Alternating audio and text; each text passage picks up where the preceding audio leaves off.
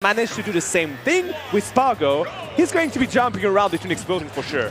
And this is an interesting thing I find with this new rule set, right? We got the universal NA rule set, and on that rule set, PS2 was actually a counter pick stage. But we've seen a lot of players actually go Gentleman PS2. Yeah, gentleman PS2, and that's, I think it's such a curious thing. But of course, PS2 being the fan favorite stage for so many years. I do agree, and you know what? Pelca is a real gentleman, taking 80% in the first 20 seconds of the game. Yeah. You know what? I'd rather prefer to play with a handicap.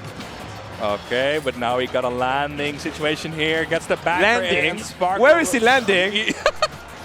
Bro is not landing. Now you're landing back onto the spawning platform.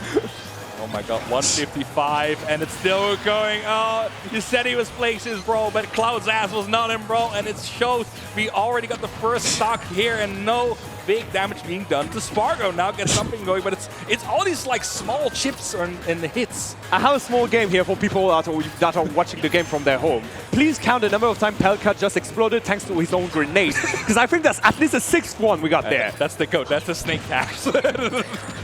Okay, now just like a normal Saturday. Exactly, and now we get these more like these explosions going thing. As you said, it's more this stage control that's going through. Of course, that's a very important part. As Snake, you have great bounce, great projectiles, great C4, but you have a lot of stage control, and you need that in order to succeed. Actually, great grab from Spargo there, going through the grab or going for the grenades with the iframes of the grab and avoiding any damage being done to that. Yeah, now in the corner there, 106 grabs it almost through, but the down air is actually going to kill the Cypher, but not Snake. Not Snake indeed, and there's something Snake can do and other people cannot. He can actually escape that wall of backers that you know Spargo will try to put in place whenever you're on ledge. That dash attack is enough for him to just go below all of them and try to just get back into neutral. And little by little though, Pelca is getting back into that game. Look at that, I got grenades, you do not. Now what are you going to do? Okay, sorry, yeah. my fault, King. My fault. Actually drops the shield in the middle of that limit play or the limit cross slash. Very unfortunate mistake to make, and now stuck on the platform again. Pelca has trouble getting into that center stage without just taking a lot of damage. Now gets the 4-tilt in, finally gets the claim stage, but Spargo now with the backer and limit already online is looking to finish it out. We are in the percentages where it's going to be dangerous. Gets a 4-tilt in 67%. Oh. Nice grenade. That grenade was like, get down, President! Managing to survive a bit more. Pelca being saved by one of those explosives. Is it going to be enough to get back on the stage? Sorry, to get back into the game, because right now Spargo is just at full rage.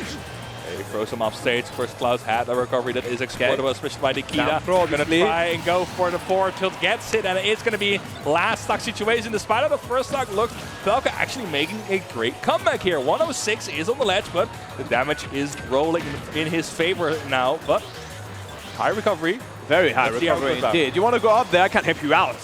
Spargo, being the gentleman he is, again going for the uppers. You want to stay in the air, please be my guest. Yeah. Check my situation. You were like going backwards onto the stage. You were not going to grab it on the first, like from the get-go. That downer was just spelling doom here. Yeah, we saw before that down air, and then it just hit the Cypher, but this time it gets the correct hitbox in on Snake, gets the spike in, and I think we're rolling it back. I see only Smashville being banned and a state already being selected. I mean, they surely went like. You know, the universal like sign of run it back. Yeah. That's a new universal sign language you have to put in that. But it is again. We're rolling back.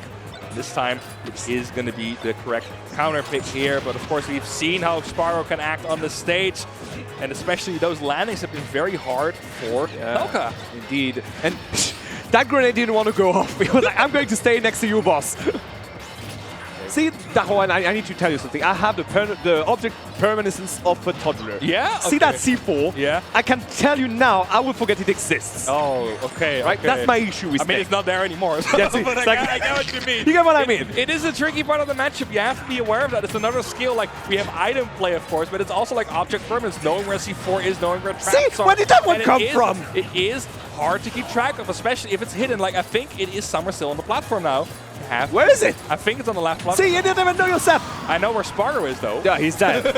That ulti, we need to talk about this one. That's not an up smash. That's the final smash, I know one. Yeah. That was a very up tilt, please. Up tilt is a final smash. I will now agree to that. But of course, Spargo now in a bit of trouble escaping the corner. And Another one in the pot, another quarter in there. It is going to be Pelca blowing himself up and getting into disadvantage, but Spargo slowly and surely chipping away at his own stock. That's a difficult part of getting a comeback against Snake. You will hit yourself with these grenades. It doesn't matter for him if he gets it because he's already at like 150.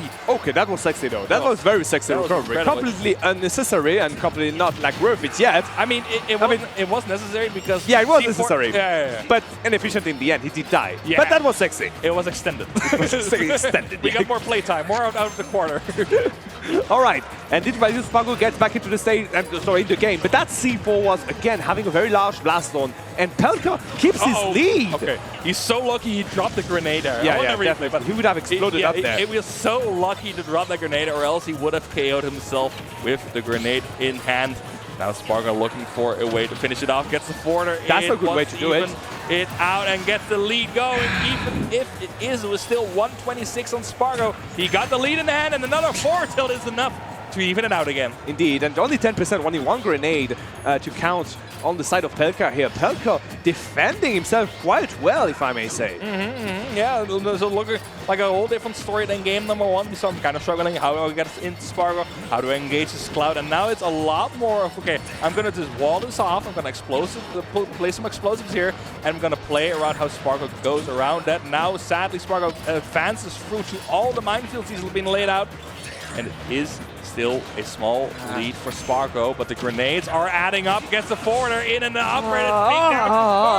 It went south so quickly. Pelca has been chasing goals for the past half a minute, and just like that, Spargo taking the lead and taking the game, maybe? Yeah. He is definitely. Yeah. That was unfortunate. That was a hacky. This is just a hacky shot from Spargo. He just looked at you and say, "You're going to die." Okay. The top player Arduino got turned on. No, it's crazy how fast these stocks can go with a player of Spargo's caliber, because he can lock in